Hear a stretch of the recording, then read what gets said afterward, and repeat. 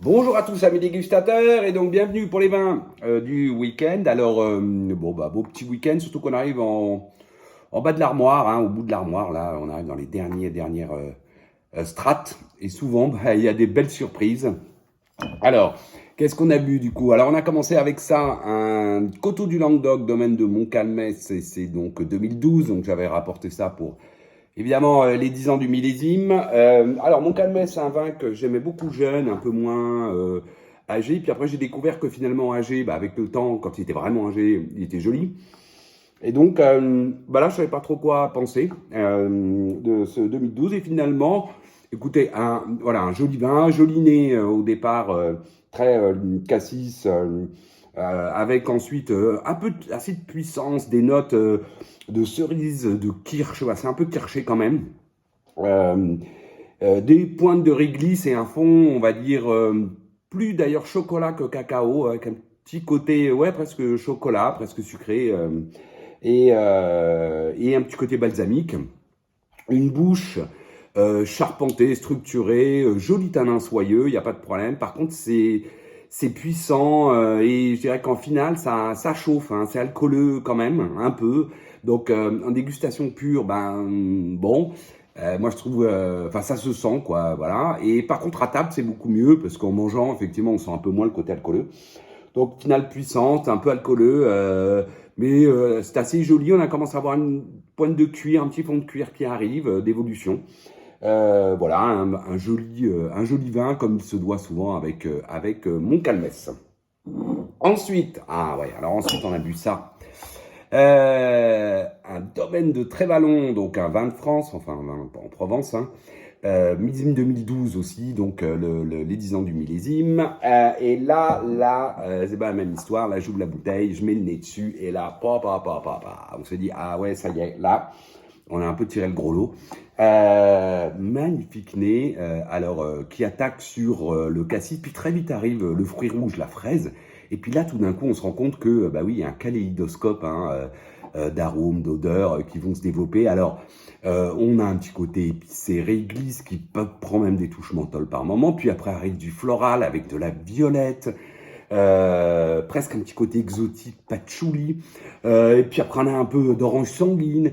Et puis tout d'un coup, on a un peu de tabac, de boîte à cigares, le tout sur un fond très léger cacao puis cuir, qui va s'accentuer avec l'aération, hein, le cuir. Voilà, c'est très beau. Ensuite, on met en bouche, grosse structure, grosse architecture, grosse structure, marquée mais très fine, très élégante. C'est profond, c'est frais tout du long, c'est ça qui apporte aussi de la profondeur. Enfin, la structure en elle-même et cette fraîcheur donne un côté profond, mais c'est pas austère du tout. Très beau tanin, dense, soyeux. Voilà, rond, qui arrondit tout ça, qui donne un côté friand, plus c'est acidulé, donc ça devient friand. On retrouve ce kaléidoscope d'arômes que je vous ai cité. Alors, on est plutôt globalement fruits rouges, fraises, hein, surtout. On est très fraises, fraises des bois.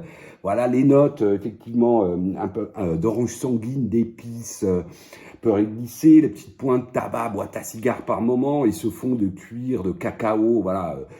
Wow, finale magnifique, fraîche, droite, profonde, mais quand même acidulée, friande et surtout très longue persistance, hein. Ça revient, voilà, avec ce kaléidoscope d'arômes. Superbe vin, vraiment grand vin, hein. On est tout proche du grand vin, enfin bon, on est même dans le grand vin en fait. Et alors du coup, je sers ça, bon, puis voilà, on est en train de discuter avec Sylvia à table, et tout d'un coup, on est tous en train de discuter, puis je vois Sylvia qui s'arrête, elle goûte le vin, puis elle s'arrête, puis elle me regarde, elle dit, mais c'est excellent ça, mais qu'est-ce que c'est super bon le vin que tu as ouvert. Voilà. Donc c'est dire que effectivement, c'est vraiment un vin marquant. Voilà. Ensuite, qu'est-ce qu'on a ouvert? On a ouvert ça, un Chassagne Montrachet de l'ami Thibaut Moret-Coffinet. C'est le premier cru Blanchot dessus dans le millésime 2010. Ah oui, je dis, on arrive au bout de l'armoire. Donc au bout de l'armoire, souvent, il y a plutôt des belles surprises. Des vins, je ne vous ai pas trouvé l'occasion d'ouvrir. Très à nouveau joli nez appétant, assez classe, poire, voire poire William presque, hein. Alors à l'ouverture, juste à l'ouverture, une petite pointe boisée caramel qui va disparaître au bout de 20 minutes, une demi-heure, puis après on l'a bu à 3 heures, complètement disparu. Donc ensuite on a les notes chèvrefeuille, tarte citron meringuée, voilà, c'est très joli. Une petite pointe aubépine sur un fond amande, roche, et un petit côté sésame aussi qui apparaît au fil de la dégustation au nez. Ensuite, alors une bouche ample, voilà, avec du volume. C'est là où on voit qu'on est quand même pas loin non plus du grand cru sur ce blanchot dessus.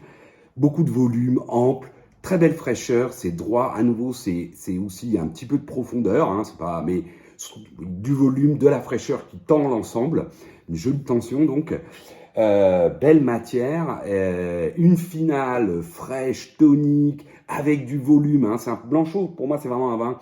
Un dent de chien blanchot, dent de chien ça attaque très large et puis ça se resserre et ça devient profond, droit, puissant. Blanchot, il y a du volume un peu tout du long, et y compris dans la finale qui offre un volume. Voilà, peut-être un petit peu moins de profondeur et de puissance que dent de chien, mais voilà, mais c'est très beau, et alors c'est surtout très persistant. C'est là où on voit aussi qu'on est, les Caudalie, les fameuses Caudalie en secondes, 5, 6, 10 secondes vous reviennent. Et un truc très surprenant, c'est que là par contre, dans la persistance, revient un bout de 4-5 secondes, un petit côté boisé caramel, voilà, assez surprenant. Bon, mais c'est un très joli vin.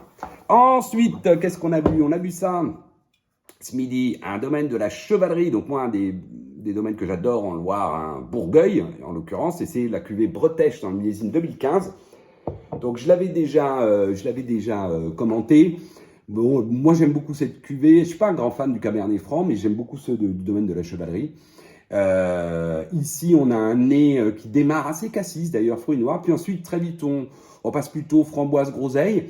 On a des notes fraîches végétales. Alors moi, je les vois plutôt, on va dire, feuilles de tomate, bourgeons de cassis. Mais Sylvia, elle les trouve plus poivronnantes, poivron rouge.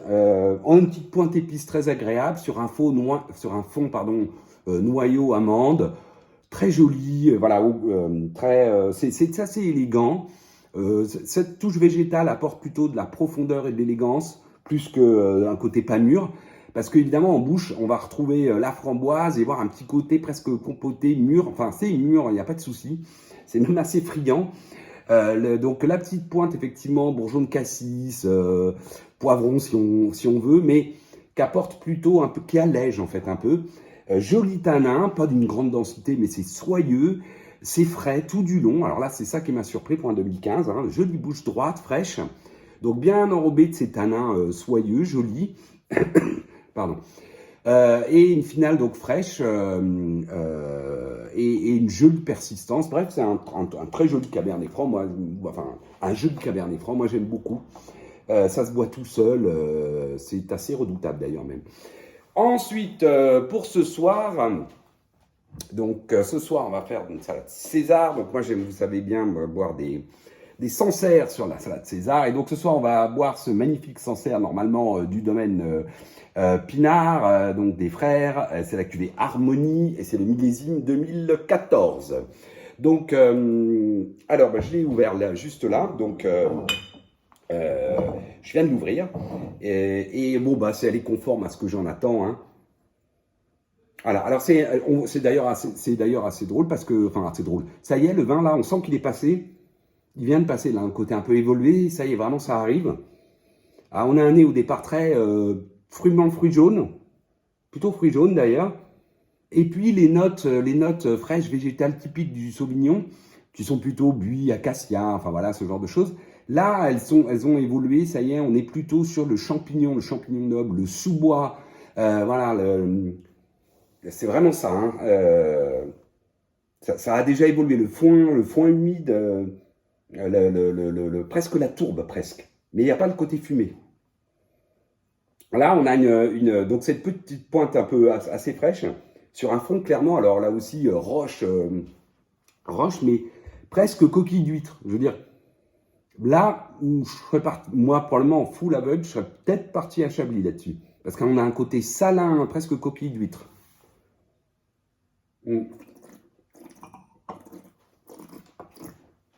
Très jolie bouche. Alors, une bouche qui a du volume, mais qui est tout de suite fraîche, droite, presque vive. Voilà, c'est même vif, ouais. C'est tout juste enrobé de la matière. Voilà, c'est presque laser, hein. Les gens qui aiment bien les vins un peu laser, les vins blancs laser, devraient beaucoup aimer cette cuvée. Presque un peu trop pour moi, qui aime les vins un peu plus ronds, un peu plus... Voilà. Là, on est vraiment dans une boule. Alors, ce qui évidemment fait que j'aime beaucoup, c'est que là, il y a du volume. Donc, c'est pas du tout décharné, au contraire, il y a du volume et de la matière. Par contre, c'est très vif, très droit, très tendu. Final, fraîche, vive, tendue, presque puissante, j'allais dire. Et très jolie persistance, là, où on va retrouver le fruit blanc, le fruit jaune, le citron, évidemment. Ah oui, je vous ai pas dit, c'est très citron, hein, tout ça fait très citron. C'est très citronné, citron acidulé, mais citron. Les notes végétales, alors un peu plus acacia, effectivement, un petit peu moins marqué, évolué en bouche et dans la finale. Un petit peu plus acacia, pas buis, mais voilà. Mais quand même, on a ce côté un peu champignon et sous-bois.